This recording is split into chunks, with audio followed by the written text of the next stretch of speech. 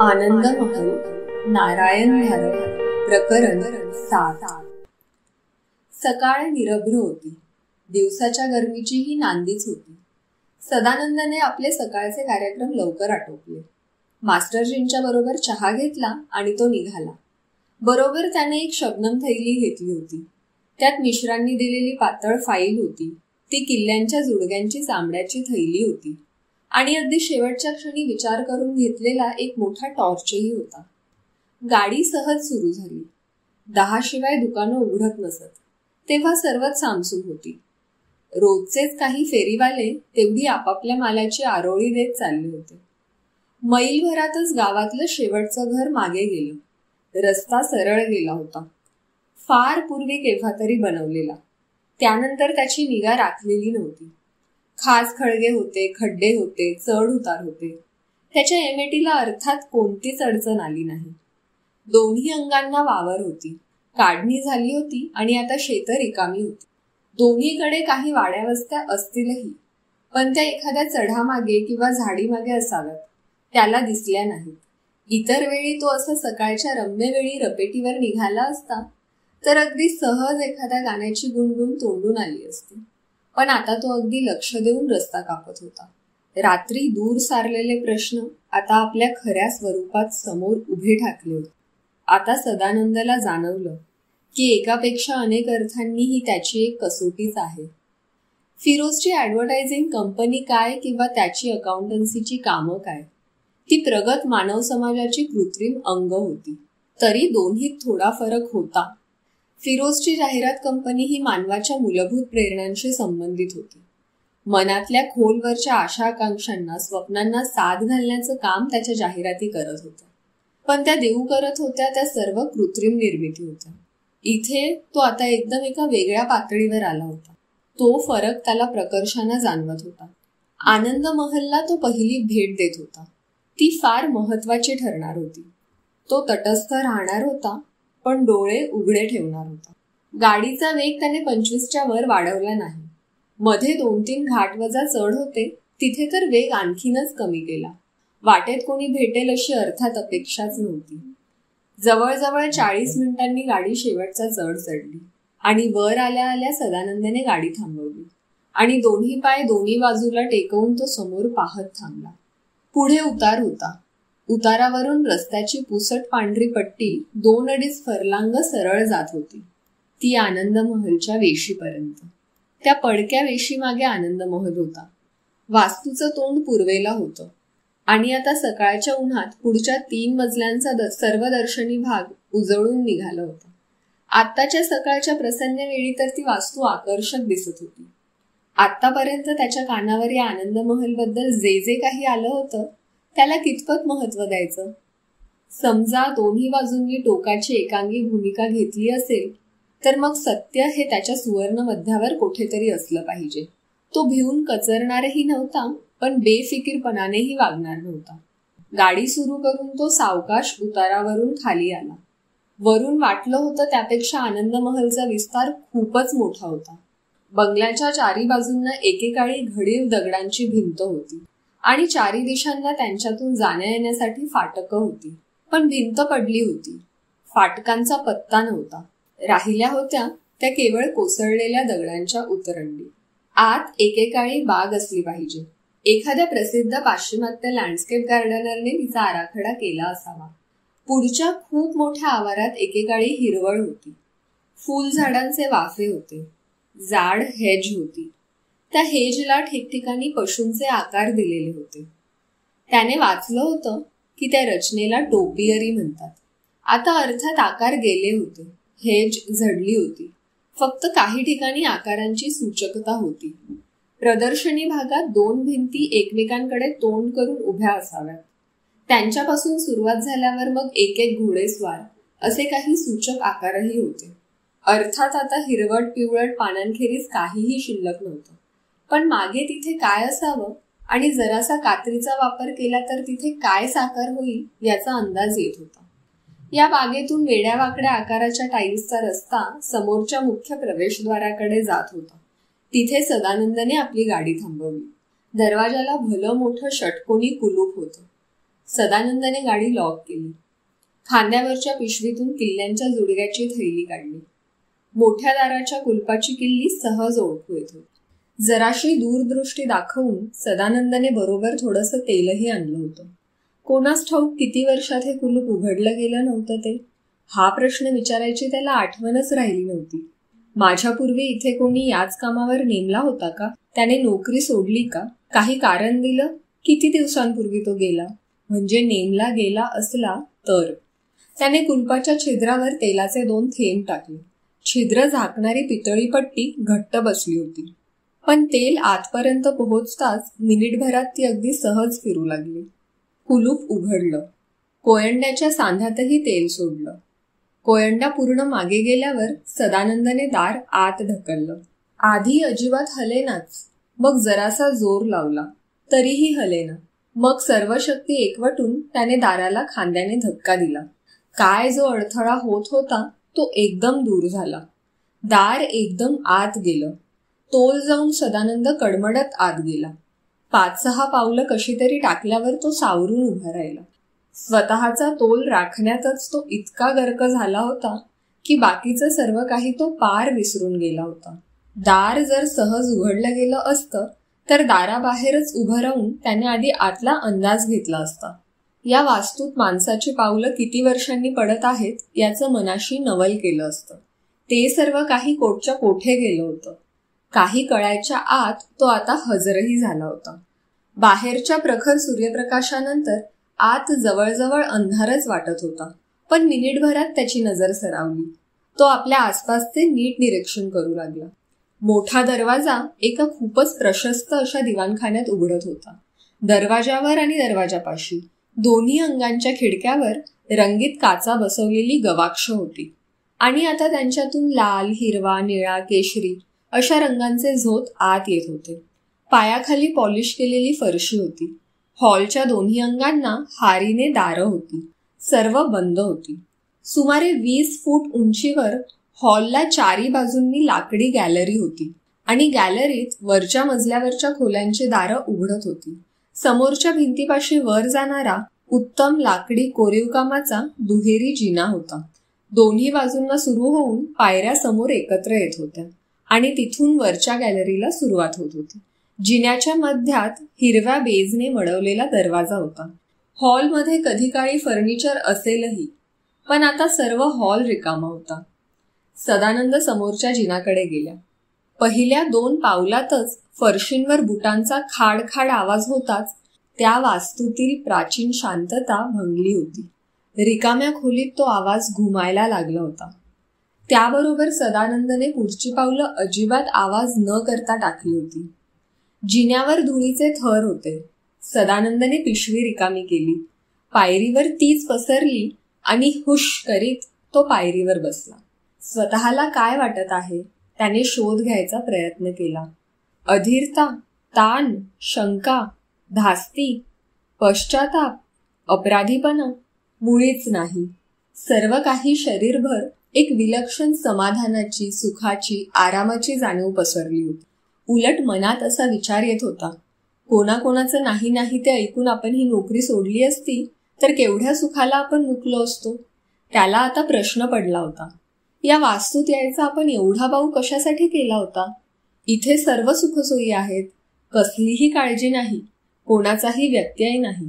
शोधून सापडली नसती अशी नोकरी आपल्या पायाशी चालत आली आहे. आपण किती भाग्यवान आहोत. उन्हातून आल्याने आलेला थोडा बहुत शीन केव्हाच गेला होता. आनंद महलची वास्तू खालपासून वरपर्यंत पाहण्यासाठी सदानंद अगदी अधीर झाला होता. उठून त्याने कपडे झटकले. हातातलं सामान परत पिशवीत घातलं आणि आधी तळमजल्यावरच्या खोल्या पाहायला त्याने सुरुवात केली. उजवीकडची सर्व दारं एकाच लांबलचक हॉलवजा खोलीत उघडत होती. भिंतीला हारीने खुर्च्यांची रांग होती. सर्वांच्यावर पांढरी कापडं घातलेली होती. पण एक कापड उचलताच त्याला दिसलं की वेल्वेटने मढवलेल्या त्या मैफिलीच्या खुर्च्या होत्या. खाली पूर्वी गालीच्या असला पाहिजे, पण आता तो गुंडाळून गोंडपाटात बांधून ठेवला असेल भिंतीतल्या एखाद्या कपाटात. हॉलच्या एका भिंतीपाशी वाद्यवादक, कलाकार यांच्यासाठी व्यासपीठ होतं. हॉलच्या भिंतीला खिडक्यांची रांग होती. त्या सर्व बंद होत्या. पण त्यांच्या माथ्यावर अर्धवर्तुळाकृती स्कायलाइट होतं आणि त्यांच्यात परत एकदा सप्तरंगी काचा होत्या. हॉलमधला प्रकाश मिश्र रंगाचा होता, विलक्षण वाटत होता. समोरच्या भिंतीपाशी एका लाकडी चबुतऱ्यावर काचेच्या घुमटाखाली एक घड्याळ होतं. एका वर्तुळाकार तबकडीवर घड्याळाची रचना होती. घड्याळाच्या सर्व बाजूंना खालच्या तबकडीवर नर्तकींच्या 4-4 इंची भावल्या होत्या. चबुतऱ्यालाच एका हुकमध्ये जाड चावी अडकवलेली होती. ती नक्कीच त्या घड्याळाचीच चावी असणार. म्युझियममध्ये त्यांनी अशी अनेक कलाकुसरींची घड्याळं पाहिली होती. पाव, अर्ध्या पाऊण तासाला आणि पूर्ण तासानंतर त्यांच्यात अनेक आश्चर्यकारक यांत्रिक हालचाली दिसत असत. हेही त्याच प्रकारचं घड्याळ दिसत होतं. सदानंद परत हॉलमध्ये आला. डावीकडच्या खोल्यांची दारं बाहेरून बंद केलेली होती. त्याने एक एक खोली उघडून पाहिली. एक बसण्या उठण्याची होती, एक जेवणघर होतं, एक साधी होती, काही खास लोकांना एकत्र येण्यासाठी. प्रत्येक खोली बाहेर येऊन त्याने आपल्या मागे खोलीचं दार बंद केलं. आता वरचा मजला. समोरचा दुहेरी लाकडी जिना खरोखरच प्रेक्षणीय होता.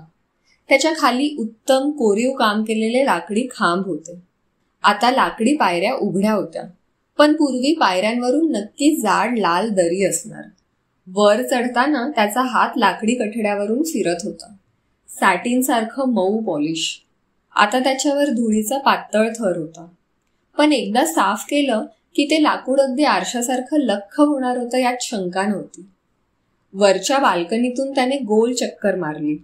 वरच्या सर्व खोल्या झोपण्यासाठी, वैयक्तिक खाजगी उपयोगासाठी अशा होत्या. झोपण्याच्या खोल्यांमधून मोठमोठे लाकडी छप्पर पलंग होते. सर्वत्र आरशांची कपाटं होती. सर्व आरसे, सर्व फर्निचर, सर्व काही मोठमोठ्या पांढऱ्या कापडाखाली झाकलेलं होतं. कधी काळी या खोल्यातून आनंद, शोक, समाधान, दुःख, असूया, संताप, हेवा, मत्सर, काम वासना, तिरस्कार, भीती, पश्चाताप, नवल, कुतूहल, आश्चर्य या व अशा सर्व मानवी भावनांचा उत्सर्ग झाला असेल. पण आता सर्व काही विझलेलं, थिजून गेलेलं, कोळपलेलं होतं. कोपऱ्यातली एक खोली लहान होती, अगदी साधी होती. इतकी वेगळी की सदानंदाचं कुतूहल जागृत झालं. त्या खोलीत काहीही सामान नव्हतं. भिंतीत एका मोठ्या कपाटाचं दार दिसत होतं. पण त्याने दार उघडलं तेव्हा त्याला दिसलं की ते कपाट नव्हतं. भिंतीतून काढलेला वळण घेऊन वर जाणारा तो जिना होता. पुढचा भाग अंधारात होता. सदानंदने पिशवीमधून टॉर्च काढला आणि आपल्या मागे दार बंद होत नाही ना याची खात्री करून घेतल्यावर मग तो त्या वळणाच्या अरुंद जिन्यावरून वर गेला. जिना आणखी एक वळण घेऊन वर आला. आता सदानंदाच्या लक्षात आलं की दुसऱ्या मजल्यानंतर सिलिंग होतं ते नकली होतं, दिखाऊ होतं. वाड्याला आणखी एक मजला होता, तो इथं उघडत होता.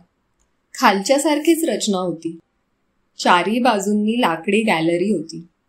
गॅलरीत खोल्यांची दारं उघडत होती. पण या सर्व खोल्या लोकांच्या नजरे आड ठेवलेल्या होत्या. मधलं सिलिंग केव्हा बसवण्यात आलं असेल ते असो, पण त्यानंतर या वरच्या सर्व मजल्याकडे कोणीही लक्ष दिलेलं नव्हतं. या खोल्या नजरेआड का ठेवण्यात आल्या होत्या? वर्षानुवर्ष एकत्र राहणाऱ्या घराण्यात खरं तर कुटुंबियांची संख्या सतत वाढतच असते. जागा कधीच पुरेशी पडत नाही, तेव्हा खोल्यांची आवश्यकता भासत असणारच. तरीही त्या वापरातून बाद करण्यात आल्या होत्या. सर्वत्र धूळ, कोळीष्टक, पक्ष्यांची विष्ठा यांचा पसारा होता. वर वाड्याचं उतरतं छत होतं. दोन्ही बाजूंनी तिरकस दिशेने येत मध्यभागी त्या रेषा वर एकत्र आल्या होत्या. दोन्ही बाजूंच्या त्रिकोणात गोलाकृती गवाक्ष होती. त्यांच्याही काचांवर आता धुळीचे थर होते. त्यांच्यातून झिरपत होता तो तेवढाच अंधुक प्रकाश वर दिसत होता. वरती वापरच नव्हता. तरीही निरीक्षण पूर्ण करण्याच्या जिद्दीने सदानंदने वरच्या मजल्यावरच्या सर्व खोल्या एकामागून एक अशा उघडून पाहिल्या. प्रत्येकीत काही ना काही अडगळ होती. जुनी खोकी, जुन्या ट्रंका, जुनं फर्निचर, जुन्या कपड्यांची गाठोडी, इतरही काही कपड्यांखाली झाकलेले, सहजासहजी ओळखू न येणारे अवगुंठित आकार. एका खोलीत दिलरुबा, तबला, डग्गा, डफ, झांजा, पैंजण. इत्यादी नृत्य गायनाची सामग्री होती. सदानंदला आता आपण कोणत्या दिशेला आहोत याची कल्पना नव्हती. पण वाड्याच्या पश्चिमेकडील बाजूच्या खोल्यांच्या रांगेवरून एक एक खोली उघडून पाहत तो वर येत होता. मधल्या एका खोलीपाशी तो आला. क्षणभर त्याला जराशी चक्कर आल्यासारखं झालं. काही सेकंद भिंतीचा आधार घेऊन तो उभा राहिला आणि मग परत सर्व काही ठीक झाल्याची त्याची खात्री झाली तेव्हाच तो पुढे निघाला. ती खोली आपण उघडून पाहिलीच नाही हे त्याच्या ध्यानातच आलं नाही. 3ऱ्या मजल्यावरून तो खाली आला. आता तो आपल्या मागे कोणतीही दारं लावत नव्हता. आता काही हा वाडा बंद राहणार नव्हता. 1-2 दिवसातच इथे परत माणसांचा वावर सुरू होणार होता. तो परत तळमजल्यावर आला होता. वरची ती क्षणभराची अस्वस्थ करणारी जाणीव तो पार विसरून गेला होता. पुन्हा एकदा त्याला ती विलक्षण समाधानाची, कृतकृत्यतेची भावना जाणवत होती. अर्थात त्याने त्याच्यावर स्वतःशी क्षणभर नवल तर केलंच, पण मनासारखी, योग्य पगाराची, शांत ठिकाणची नोकरी मिळाल्याचंच हे समाधान असणार. गेल्या काही दिवसातली फरफट थांबली होती. ज्या लोकांनी मोठा उपकार करीत आहोत असं दाखवत काही पैसे दिले होते त्यांची, आणि ज्या काहींनी मागची कर्ज मोठ्या नाखुशीने पुढे चालू ठेवली होती त्यांची ही तोंडं हातात रोख रक्कम पडताच पाहण्यासारखी झाली होती. तोही एक अवर्णनीय आनंदाचाच अनुभव होता. आता फक्त मागचा भाग पाहायचा राहिला होता. 2 जिन्यांचा मधला बेजने झाकलेला दरवाजा त्याने ढकलला. कुई आवाज करीत गंजलेल्या बिजागऱ्या उघडल्या. दरवाजावरचा हात काढताच तो परत बंद व्हायला लागला. स्प्रिंगने दार आपोआप बंद होत असलं पाहिजे. त्याने दार पूर्ण उघडलं. त्याच्या कल्पनेप्रमाणेच उजव्या हाताला खटका होता. तो ओढताच दरवाजा उघडाच राहिला. डावीकडच्या बाजूला स्वयंपाकघर, कोठीघर, एक खोली होती. उजवीकडे स्नानगृह, इतर सोयी होत्या. वरांड्याच्या 4 पायऱ्या उतरल्या की समोर बसक्या खोल्यांची रांग होती. नोकर, गडी माणसं इत्यादींच्या खोल्या. समोरच्या रांगेतल्या शेवटच्या खोलीवर लाल पत्रा होता. सदानंदने हातातला नकाशा उघडून पाहिला. त्या खोलीचा जनरेटरची खोली असा निर्देश होता. सदानंद आधी त्या खोलीकडे गेला. खोलीला अर्थात कुलूप होतं. योग्य ती किल्ली शोधून काढायला 1-2 मिनिटं लागली. खोलीचं दार उघडताच आतून यंत्राचा, तेलाचा, डिझेलचा, वंगणाचा ठराविक वास आला. दार पूर्ण उघडताच आत भरपूर प्रकाश आला. समोरच हिरवट काळसर रंगाचा जनरेटर होता. तिथेच मॅन्युअलही होतं. ते वाचण्यासाठी सदानंदने बरोबर घेतलं. हॉलमधली बटणं पाहून त्याला नवल वाटलं नव्हतं.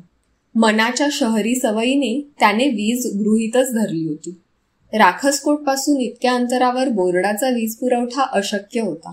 अगदी श्रीमंत घरानं म्हटलं तरी इतक्या लाखांचा खर्च अव्यवहारीच ठरला असता. त्यापेक्षा कमी खर्चाचा पर्याय त्यांनी निवडला होता.